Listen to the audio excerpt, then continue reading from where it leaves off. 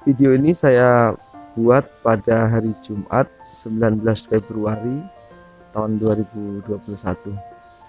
Hari ini sekaligus hari terakhir saya diisolasi di rumah ini. Swab terakhir saya hasilnya negatif COVID-19. Diisolasi selama 12 hari membawa banyak perubahan, terutama tentang pemahaman saya terhadap pandemi COVID-19 yang kita rasakan. Yang paling penting adalah bagaimana kita berhadapan dengan COVID. Yang pertama, ketika masuk di tempat isolasi, berkumpul dengan kawan-kawan lain yang juga mengidap atau terpapar oleh COVID, rasanya berbeda. Artinya kita memiliki kesamaan nasib semacam itu. Kita berkumpul sebagai orang yang sama, dengan tujuan yang sama untuk sembuh, untuk pulih, dan memiliki rasa kebersamaan untuk saling membantu dan saling mengingatkan kepada satu sama lain, sesama penghuni rumah rawan COVID, bila ada yang merasa perlu mendapatkan pertolongan, baik itu dalam persoalan sehari-hari maupun dalam persoalan medis. Rasa persaudaraan itu tumbuh secara alami. Saya pikir itu poin paling penting yang membuat kami di sini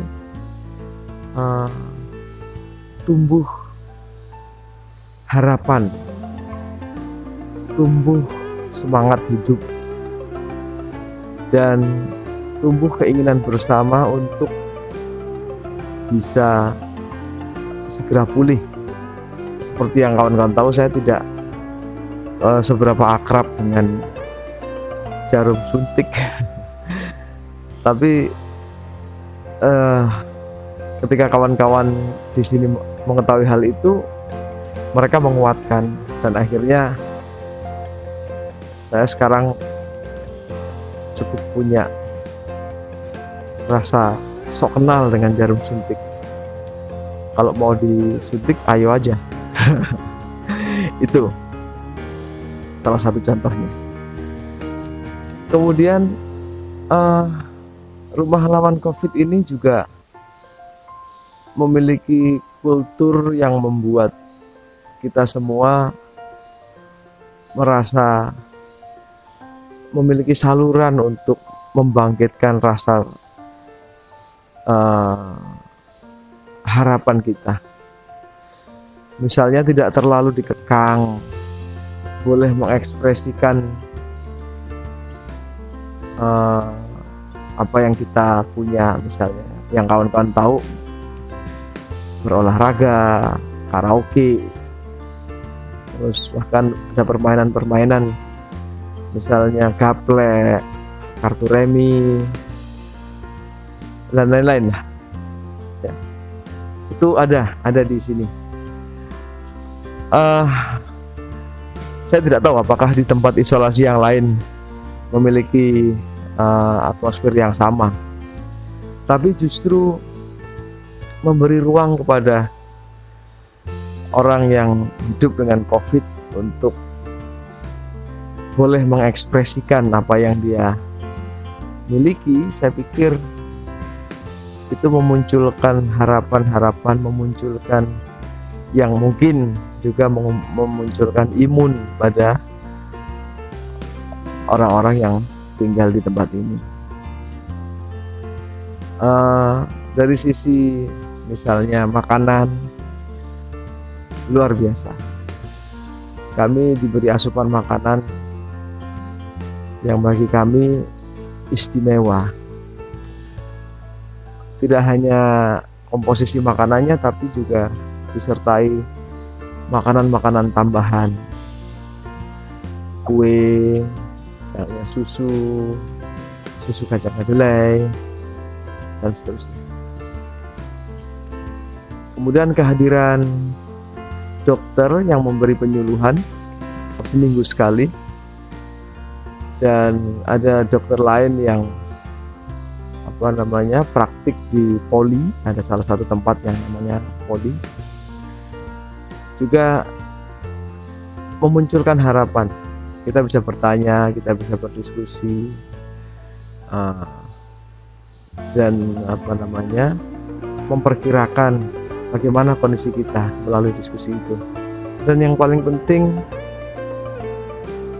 kehadiran kawan-kawan lain yang ada di rumah lawan COVID ini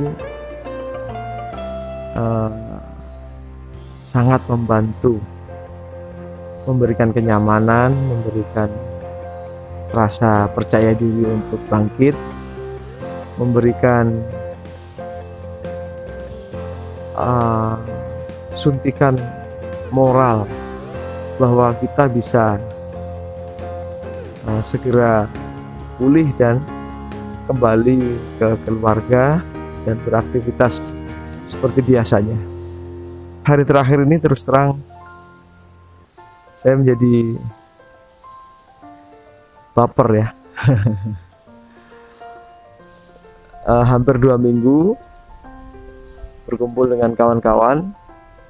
Sebagian ada yang sudah pulang lebih dahulu, dan sekarang giliran saya untuk pulang. Mungkin persaudaraan di rumah lawan COVID ini bisa berlanjut, dan masing-masing dari kita menjadi orang-orang yang lebih peduli pada COVID, dan bisa menularkan ke publik tentang pentingnya untuk selalu peduli pada protokol kesehatan untuk melawan COVID. Kawan-kawan, pandemi belum berakhir. Kita tidak bisa bergantung kepada pihak manapun untuk melawan COVID ini. Harus kita sendiri yang memberikan perlawanan pada COVID. Tetap semangat, kita lawan COVID bersama-sama.